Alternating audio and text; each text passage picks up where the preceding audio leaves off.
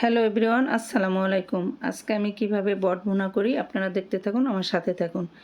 আমি প্রথমে পেঁয়াজ কাঁচামরিচ দিয়ে দিলাম, দিয়ে একটু নাড়াচাড়া দিয়ে আমি আদা রসুনের পেস্ট আমি দিয়ে দিব।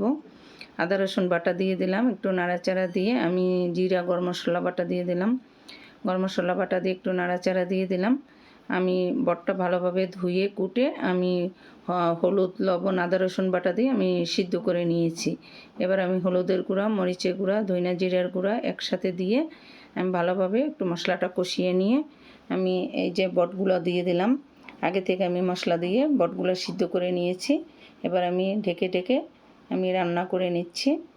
ভালোভাবে সিদ্ধ করা বটগুলো আমি এবার ভুনা ভুনা করে নেব। এই যে আমার বটটা কত সুন্দর ভুনা ভুনা হয়ে গেছে, একবারে তেল উঠে গেছে। অসাধারণ হয়েছিল খেতে। আপনারা ভালো থাকেন, সুস্থ থাকেন। আল্লাহ হাফেজ।